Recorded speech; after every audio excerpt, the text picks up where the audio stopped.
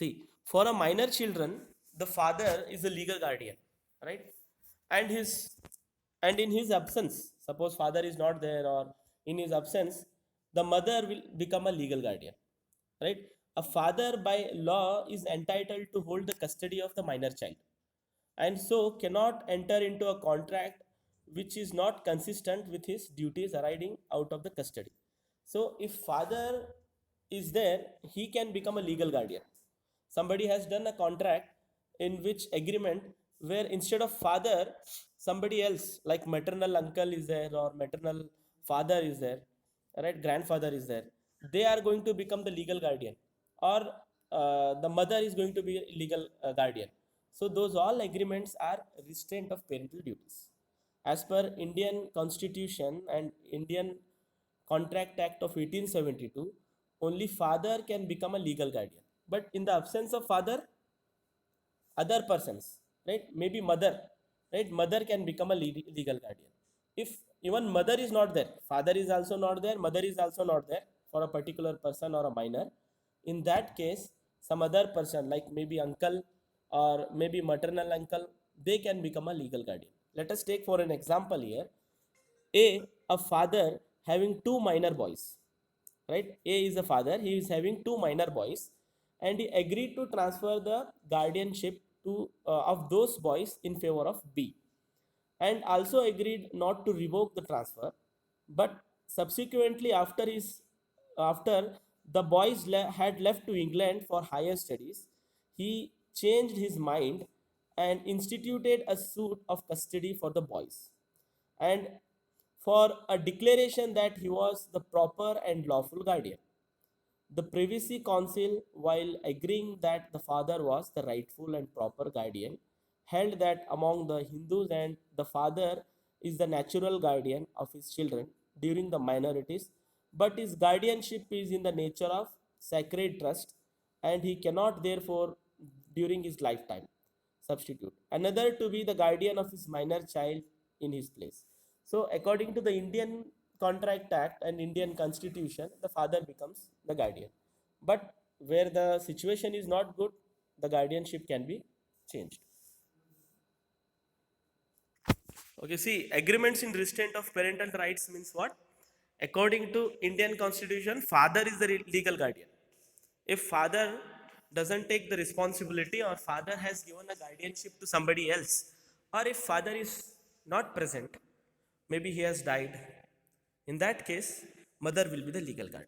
You cannot change this parental rights. If anybody is changing this with the help of money, sometimes what happens, suppose divorce has happened, between the husband and wife. In that case, even divorce has happened, the legal guardian of the child should be father. Legal guardian of the child should be father. But maybe the girl, or maybe that lady, she was having money, and they gave some more amount of money to the lawyers, and they wanted to take the decision in his favor. If they did this, it is also not correct, it is also void. The reason is the father is the legal guardian. In absence of the father, the mother can be the guardian. Next is agreement restricting personal liberty. You cannot make any person restricting his liberty, because every person has full amount of liberty. Liberty in the sense what? Agreement, if you do, where you restrict him not to do this, not to do that, where he don't have any liberty to do, such kind of agreement are opposed to public policy. Like for example, A obtained a loan from B, a money lender, and agreed with B that without B's consent in writing he would not leave his job, or borrow money, or dispose of his property, or change his residence. It was held that the agreement was void. Right? A money lender, what he told, that you are not going to leave the job which you are doing under me, neither you are going to leave the city, nor you are going to sell your property, nor you are going to do anything without informing me. So in this case, even if he has taken the loan, it is restricting his liberty. His job is only he can claim about property, he can complain, but apart from that he cannot restrict the liberty of a person. Nobody can restrict the liberty of a person, because we have got freedom and everybody has is free. So if anybody is restricting the liberty of a person, it is opposed to the public policy. And such agreements, if you are doing in writing also, if it is done, signature also it is taken of a person, it is not valid and it is not counted in the court of law. Then agreement in restraint of marriage. See, it is a legal right that everybody can get married. Nobody will stop any person to get married. Anybody who is of sound mind, who is earning some income, and who is of some good nature, they can easily get married. Now, an agreement in restraint of marriage of any person other than a minor. Minor, if he is marrying, it is white. But apart from minor and unsound mind, right, who is a mad or an idiot, apart from them, anybody can get married.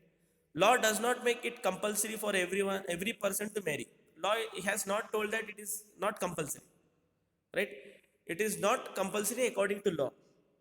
But if any person agrees not to marry at all, it is opposed to public policy and therefore it is void.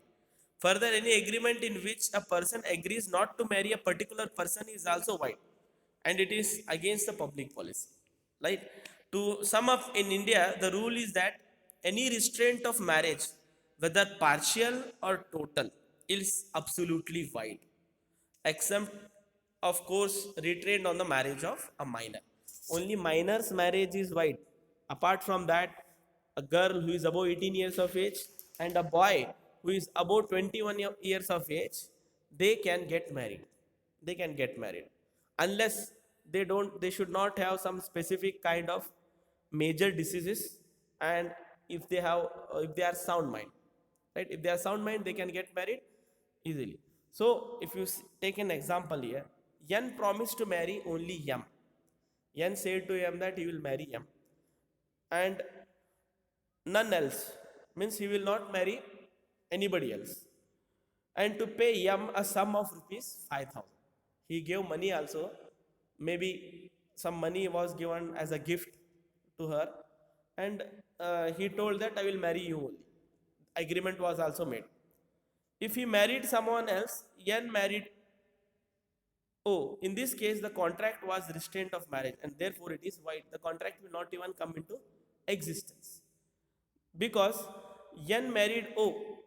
And here, if suppose M will file a complaint against N that you promised me that you will marry me, but N didn't marry. In that case, this is restricting the marriage. N was restricting his marriage and it was a marriage contract or it was a marriage agreement in restraint. So it is void according to Indian Contract Act of 1872. You cannot stop any person from marrying. You cannot make a contract that I will marry only you, right? I will marry only you, none I will not marry anybody else, right? So if you do such kind of contract, in future if you break this contract and if you marry somebody else, this will not have any value in the eyes of law. That contract will become just a piece of a paper. That agreement what you made will just become a piece of a paper, because agreement in restraint of marriage is totally void and opposed to public policy. Similarly, agreement interfering with the marital duties. So here, if anybody is doing an agreement where it is causing any difficulties in the marriage duties, right, where agreements interfering with the marital duties are totally against the public policy and are void. For example, we can see here, Mr. A, married person, promises to marry during the life time or after the death of spouse, and he held it was void.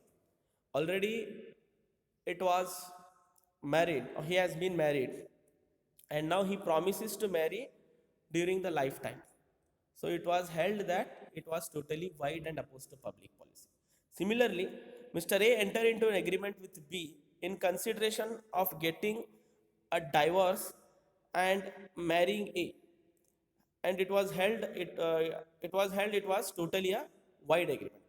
So they made an agreement. Entered into an agreement with B in consideration of getting a divorce.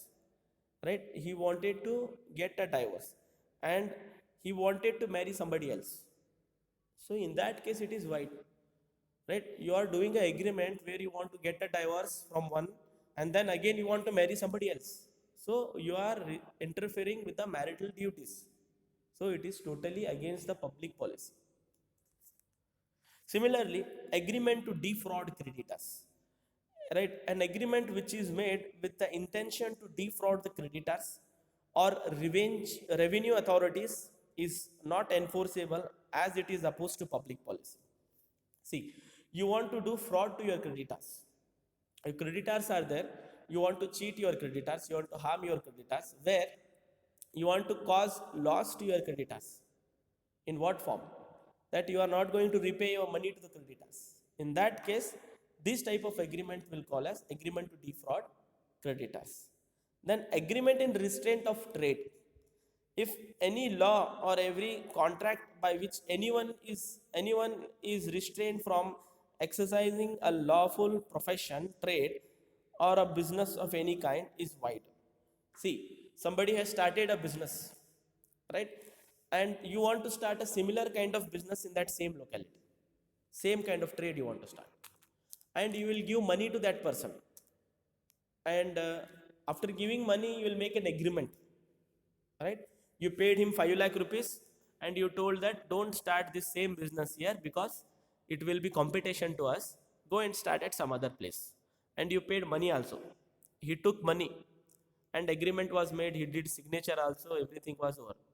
But tomorrow, what he did in the next day, he first day he closed his shop.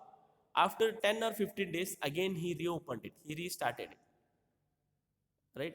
And he started it. You shown him the agreement that we did an agreement, I paid you money, you signed here, everything is over. Then again you are starting the shop, it is against the agreement. Then he didn't listen. Then finally what you did, you filed a complaint in the court that I paid him money not to start the same kind of shop in the same place or same locality. Even after that, he took money from me and he started the shop. After listening this all case, the judge of the court gave a decision in his favor because the agreement in restraint of trade is totally void. You cannot restrict a person from a trade, right? You cannot restrict a person from a trade.